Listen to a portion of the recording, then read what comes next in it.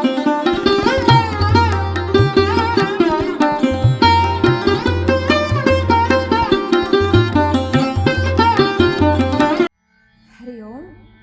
ಗುರುಭ್ಯೋ ನಮಃ. ಶ್ರೀ ಗಣೇಶಾಯ ನಮಃ. ಹಿಂದಿನ ಭಾಗದಲ್ಲಿ ಬ್ರಹ್ಮನು ವಿಷ್ಣುವಿನ ಪ್ರೇರಣೆಯ ಪ್ರಕಾರ ಪೂರ್ತಿಯಾದಂತಹ ಈ ಸೃಷ್ಟಿಯನ್ನು ರಚಿಸಿದ ಎಂಬುದಾಗಿ ವಿವರಿಸಿದ್ದೆ. ಮುಂದೆ ಬ್ರಹ್ಮದೇವನು 4 ಯುಗಗಳನ್ನು ಸೃಷ್ಟಿಸ್ತಾನೆ. ಸತ್ಯಯುಗ, ತ್ರೇತಾಯುಗ, ದ್ವಾಪರ ಯುಗ, ಕಲಿಯುಗ. ಈ 4 ಯುಗಗಳನ್ನು ಸೃಷ್ಟಿಸಿ ಅದಕ್ಕನುಗುಣವಾಗಿ ಸತ್ಯಯುಗದಲ್ಲಿ ಪೂರ್ಣ ಧರ್ಮದಿಂದ ನಿಷ್ಠೆಯಿಂದ ಜೀವನವನ್ನು ನಡೆಸತಕ್ಕಂತಹ ಋಷಿಮುನಿಗಳು ಜ್ಞಾನಿಗಳೆಲ್ಲ ಇದ್ದರು. ಕಡೆಗೆ ತ್ರೇತಾಯುಗಕ್ಕೆ ಬರುವಷ್ಟರಲ್ಲಿ ಸ್ವಲ್ಪ ಆ ಧರ್ಮ, ಜ್ಞಾನ, ವೈರಾಗ್ಯದ ಮಟ್ಟ ಇಳಿಲಿಕ್ಕೆ ಪ್ರಾರಂಭವಾಯಿತು. ಆ ವಿಚಾರಗಳೆಲ್ಲ ನಾವು ರಾಮಾಯಣದ ಸಮಯದಲ್ಲಿ ನೋಡ್ತೇವೆ. ಅಲ್ಲಿ ಸ್ವಲ್ಪವಾದಂತಹ ವಂಚನೆಗಳು, ದುಃಖಗಳೆಲ್ಲ ಇದ್ವು. ಎಲ್ಲರೂ ಆ ಧರ್ಮದ ಮಾರ್ಗದಲ್ಲಿ, ಸತ್ಯದ ಮಾರ್ಗದಲ್ಲಿ ನಡೀತಾ ಇರಲಿಲ್ಲ. ಕಡೆಗೆ ದ್ವಾಪರ ಯುಗಕ್ಕೆ ಬಂದಾಗ ಅಲ್ಲಿ ನಾವು ಬಹಳಷ್ಟು ಅಧರ್ಮವನ್ನ ಕೃಷ್ಣ ಪರಮಾತ್ಮನು ಹುಟ್ಟಿ ಬಂದು ಹೇಗೆ ಮುಗಿಸಿದ ಎಂಬತಕ್ಕಂಥದ್ದನ್ನು ನೋಡ್ತೇವೆ. ಇದೇ ರೀತಿ ಕಲಿಯುಗ ಬಂದಾಗ ಕಲಿಪುರುಷನು ಬಂದು ಬ್ರಹ್ಮದೇವನ ಹತ್ರ ಹೋಗಿ ಬೇಡ್ತಾನಂತೆ, ಹೇ ಪ್ರಭು, ಇಷ್ಟೂ ಯುಗಗಳು ಪೂರ್ಣ ಧರ್ಮ ಮಾರ್ಗವನ್ನಲ್ಲೇ ನಡೆಯೋದು ಹೇಗೆ ಎಂಬುದಾಗಿ ಎಲ್ಲ ಜ್ಞಾನಿಗಳಿಗೆ, ಋಷಿಮುನಿಗಳಿಗೆ ಜ್ಞಾನವನ್ನು ನೀಡಿ ಆ ಭೂಮಿಯು ಪುಣ್ಯ ಕ್ಷೇತ್ರವಾಗಿ ಕಾಣುವ ಹಾಗೆ ಮಾಡಿಟ್ಟಿದ್ದಾರೆ. ಇಂಥ ಸಮಯದಲ್ಲಿ ನನ್ನ ಆಟ ಪೂರ್ಣವಾಗಿ, ಕಲಿಯುಗ ಎಂದರೆ ಅದು ಪೂರ್ಣ ನನ್ನ ಆಟ ನಡೆಯುವಂತಹ ಸಮಯ. ಆ ಜಾಗದಲ್ಲಿ ಧರ್ಮ ಜಾಗೃತವಾಗಿದ್ದರೆ ನಾನು ನನ್ನ ಯುಗದ ಆ ಲಕ್ಷಣಗಳು ತೋರಿಸುವುದು ಹೇಗೆ? ನನಗೆ ಬಹಳ ಭಯವಾಗ್ತಾ ಇದೆ ಎಂಬುದಾಗಿ ಕಲಿಪುರುಷನು ಬಂದು ಬ್ರಹ್ಮನ ಬಳಿ ಹೇಳಿದಾಗ ಬ್ರಹ್ಮನು ಒಂದು ಉತ್ತರವನ್ನು ಕೊಡ್ತಾನೆ. ಈ ಭೂಮಿಯ ಮೇಲೆ ದ್ವಾಪರ ಯುಗ, ತ್ರೇತಾಯುಗ ನಡೆಯುವಷ್ಟರಲ್ಲಿ ಸಾಕಷ್ಟು ಮಟ್ಟದಲ್ಲಿ ಅಧರ್ಮದ ವೃದ್ಧಿಯಾಗಿದೆ. ಈ ಅಧರ್ಮದ ವೃದ್ಧಿಯಾಗಿರುವುದರಿಂದ ನಿನಗೆ ನಿನ್ನ ಲಕ್ಷಣಗಳನ್ನು ತೋರಿಸಲಿಕ್ಕೆ ಯಾವುದೇ ಆದಂತಹ ರೀತಿಯ ತೊಂದರೆಗಳು, ಅಡಚಣೆಗಳು ಬರೋದಿಲ್ಲ. ಸರಿ, ಹಾಗಾದರೆ ಆ ಸಮಯದಲ್ಲಿ ಕಲಿಯು ಕೇಳಿರತಕ್ಕಂಥ ಮಾತು ಭರತ ಭೂಮಿ, ನಾವೆಲ್ಲರೂ ಇರತಕ್ಕಂಥ ಈ ಪುಣ್ಯ ಭೂಮಿ, ಇಲ್ಲಿ ಹೋಗಿ ನಾನು ಹೇಗೆ ನನ್ನ ಎಲ್ಲ ಆ ಆಟಗಳನ್ನು ತೋರಿಸಲಿ ಅಂತ ಕೇಳಿದಾಗ ಬ್ರಹ್ಮನು ಹೇಳ್ತಾನೆ, ಪುಣ್ಯಕ್ಷೇತ್ರವಾದಂತಹ ಈ ಭಾರತ ಭೂಮಿಯಲ್ಲೂ ಕೂಡ ಅಧರ್ಮದ ಅಭಿವೃದ್ಧಿಯಾಗ್ತಾ ಇದೆ. ಎಲ್ಲ ರೀತಿಯಲ್ಲೂ ಆ ದುಃಖಗಳು, ಕಷ್ಟಗಳು, ದರೋಡೆ, ವಂಚನೆ ಎಲ್ಲವೂ ನಡೀತಾ ಇದೆ. ನೀನೇನು ಯೋಚನೆಯನ್ನು ಮಾಡಬೇಡ. ಯಾರು ಗುರುಭಕ್ತರಿರುವರು, ಭಗವಂತನ ಪೂರ್ಣ ಶರಣಾಗತಿಯಲ್ಲಿರುವರು, ಅಂಥವರಿಗೆ ಮಾತ್ರ ನಿನ್ನ ಆಟ ನಡೆಯೋದಿಲ್ಲ. ಜೊತೆಗೆ ನೀನು ಅಂಥವರಿಗೆ ಸಹಕರಿಸಬೇಕು. ಅವರಿಗೆ ಯಾವುದೇ ರೀತಿಯ ಅಡ್ಡದಾರಿಗಳನ್ನು, ಕೆಟ್ಟ ದಾರಿಗಳಲ್ಲಿ ಹೋಗದೇ ಇರುವ ಹಾಗೆ ನೀನು ನೋಡಿಕೊಂಡರೆ ಸಾಕು.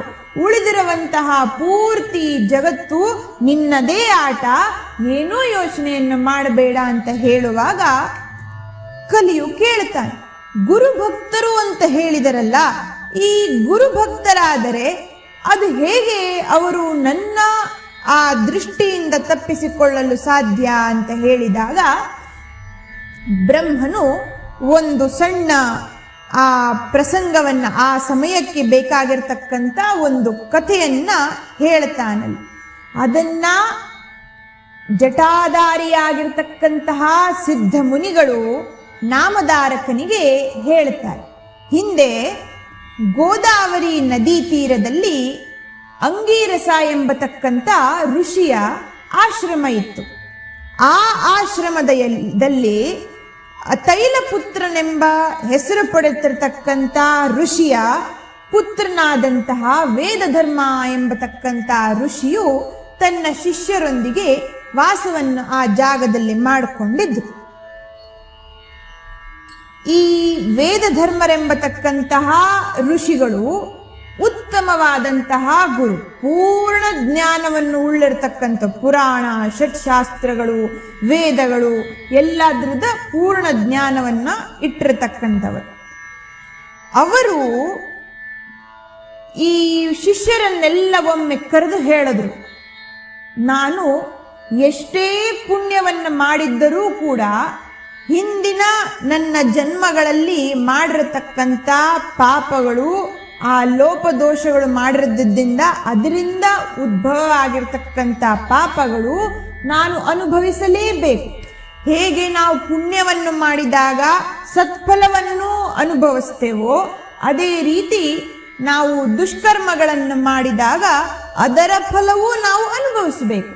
ನಾವು ಮಾಡಿರ್ತಕ್ಕಂಥ ಪುಣ್ಯವನ್ನದಕ್ಕೆ ಸೇರಿಸಿ ಸಮಪಾಲು ಮಾಡಿ ಹೋಗ್ಲಿಕ್ಕೆ ಆಗೋದಿಲ್ಲ. ಅದು ಭಗವಂತನ ನ್ಯಾಯ. ಈಗ ಪಾಪಕರ್ಮಗಳ ಫಲವನ್ನು ನಾನು ಅನುಭವಿಸಬೇಕು. ಆದ್ದರಿಂದ ನಾನು ಈ ಆಶ್ರಮದಲ್ಲಿ ಇಲ್ಲಿ ಇನ್ನು ಮುಂದೆ ಜೀವನವನ್ನು ನಡೀಲಿಕ್ಕೆ ಸಾಧ್ಯವಿಲ್ಲ. ನೀವೆಲ್ಲ ಶಿಷ್ಯರಿಗೆ ಇದೊಂದು ಸಮಯ, ಕಷ್ಟದ ಸಮಯ ಅಂತಲೇ ತಿಳಿಸ್ಕೋಬಹುದು, ಅಥವಾ ಪರೀಕ್ಷೆಯ ಸಮಯ ಅಂತ ನೀವು ತಿಳಿದುಕೊಂಡರೂ ನಡೀತದೆ. ಹೇಗಾದರೂ ಸರಿ. ಆದರೆ ನನ್ನದೊಂದು ವಿನಂತಿ, ಈ ನನ್ನ ಕಷ್ಟದ ಸಮಯದಲ್ಲಿ ನನ್ನನ್ನು ತಾಳ್ಮೆಯಿಂದ ನೋಡಿಕೊಳ್ಳಲು ಯಾರಾದರೂ ಒಬ್ಬರು ತಯಾರಾದರೆ ಅವರನ್ನು ನಾನು ಜೊತೆಯಲ್ಲಿ ಕಾಶಿಗೆ ಕರೆದುಕೊಂಡು ಹೋಗ್ತೇನೆ. ನನ್ನ ಪ್ರಾರಬ್ಧದ ಸಮಯದಲ್ಲಿ ಯಾರಾದರೂ ಸಹಾಯ ಮಾಡ್ಲಿಕ್ಕೆ ಆಗ್ತದೆಯಾ ಅಂತ ಹೇಳಿದಾಗ ಶಿಷ್ಯರೆಲ್ಲರೂ ಅಲ್ಲಿ ಸ್ತಬ್ಧವಾಗಿ ನಿಂತುಬಿಟ್ರು.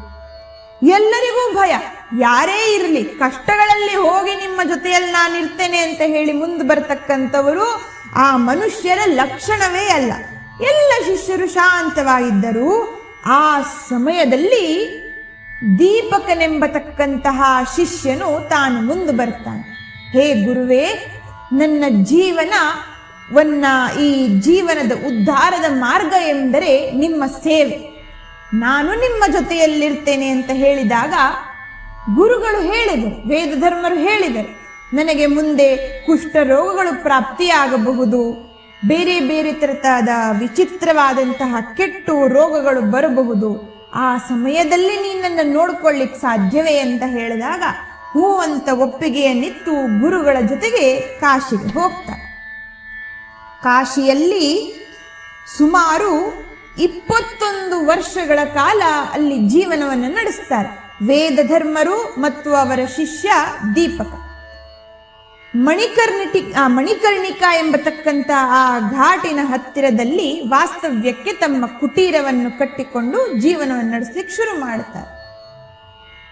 ದೀಪಕನು ಗುರುಗಳ ಹೊಟ್ಟೆಯನ್ನ ತುಂಬಿಸಗೋಸ್ಕರವಾಗಿ ಪ್ರತಿನಿತ್ಯ ಭಿಕ್ಷೆಯನ್ನು ಬೇಡಿ ಆ ಆಹಾರವನ್ನು ತಂದು ಅರ್ಪಿಸುವಾಗ ಗುರು ಇದು ನನಗೆ ಸಹಿವೇ ಆಗ್ತಿಲ್ಲ, ಇದು ಬೇಡ ಎಂಬುದಾಗಿ ಆ ತಟ್ಟೆಗಳನ್ನೆಲ್ಲ ನೆಲಕ್ಕೆ ಹೊಡಿತಿದ್ರು. ದೀಪಕನಿಗೆ ತನಗಿಷ್ಟವಾದಂತಹ ಅಡಿಗೆ ಮಾಡಲಿಲ್ಲ ಎಂಬುದಾಗಿ ಹೊಡಿತಿದ್ರು, ಬೈತಿದ್ರು. ಆ ಯಾವುದೇವಾದಂತಹ ಪರಿಸ್ಥಿತಿಗಳಲ್ಲೂ ವಿಚಲಿತನಾಗದೆ ದೀಪಕನು ಗುರುಗಳ ಸೇವೆಯನ್ನು ಮಾಡ್ತಿದ್ದ. ಆ ಸೇವೆಯು ಸಂತುಷ್ಟವಾಗಿ ಶಂಕರನು ಬಂದು ದೀಪಕನಿಗೆ ದರ್ಶನವನ್ನು ಕೊಡ್ತಾರೆ. ಪ್ರದೀಪಕ, ನಿನಗೆ ಏನು ಬರಬೇಕು ಹೇಳು, ನಾನು ನಿನಗೆ ಕೊಡ್ತೇನೆ. ಗುರುನಿಷ್ಠೆಯಲ್ಲಿ ಪೂರ್ಣತೆಯಿಂದ ಶರಣಾಗತಿಯನ್ನು ಹೊಂದಿರತಕ್ಕಂಥ ದೀಪಕ ಗುರುಗಳನ್ನು ಕೇಳಿ ಬಂದು ನಿಮಗೆ ಉತ್ತರವನ್ನು ಕೊಡ್ತೇನೆ ಅಂತ ಹೇಳಿ ತನ್ನ ಕುಟೀರಕ್ಕೆ ಬರ್ತಾರೆ. ಬಂದು ಗುರುಗಳಲ್ಲಿ ಕೇಳ್ತಾರೆ, ಹೇ ಪ್ರಭು, ಶಂಕರನು ಪ್ರತ್ಯಕ್ಷನಾಗಿ ಏನಾದರೂ ವರವನ್ನು ಪಡಿಬೇಕು ಅಂತ ಹೇಳಿ ನನಗೆ ಹೇಳುತ್ತಿದ್ದಾರೆ. ನಿಮ್ಮ ಆರೋಗ್ಯ ಸುಧಾರಿಸಲು ಬೇಡಿಕೊಳ್ಳಲೆ. ಸಿಟ್ಟು ಬಂತು ಗುರುವಿಗೆ. ನೀನು ವರವನ್ನು ಪಡೆದುಕೊಂಡು ಬಂದು ನಾನು ಸರಿ ಹೋಗಬೇಕೆ? ಇದು ನನ್ನ ಪ್ರಾರಬ್ಧ. ನಾನು ಆ ಪ್ರಾರಬ್ಧವನ್ನು ಅನುಭವಿಸಿಯೇ ಇಲ್ಲಿಂದ ಹೋಗತಕ್ಕಂಥದ್ದು. ನಿನಗೆ ನನ್ನ ಸೇವೆಯನ್ನು ಮಾಡಲಿಕ್ಕಾಗೋದಿಲ್ಲ ಅಂದ್ರೆ ಎದ್ದು ಹೋಗುವಂತ ಬೈತಾನೆ. ಕೂಡಲೇ ಅಲ್ಲಿ ದುಃಖ ಪಡಲಿಲ್ಲ ದೀಪಕ. ಹಾಗೇ ವಾಪಸ್ಸು ಬಂದು ಶಂಕರನಲ್ಲಿ ಪ್ರಾರ್ಥನೆಯನ್ನು ಮಾಡ್ತಾರೆ. ನಿನ್ನಲ್ಲಿ ವರವನ್ನು ಪಡಿಲಿಕ್ಕೆ ನನ್ನ ಗುರು ಅಪ್ಪಣೆಯನ್ನು ನೀಡಲಿಲ್ಲ, ಅದಕ್ಕಾಗಿ ನನಗೆ ಯಾವ ವರವು ಬೇಡ ಅಂತ ಹೇಳಿ ಕಳಿಸ್ತಾನೆ. ಈ ವಿಚಾರವನ್ನ ಶಂಕರನು ಹೋಗಿ ಮಹಾವಿಷ್ಣುವಿಗೆ ತಿಳಿಸ್ತಾರೆ. ಮಹಾವಿಷ್ಣುವು ಇಬ್ಬರಿಗೂ ದರ್ಶನವನ್ನು ನೀಡುತ್ತಾರೆ.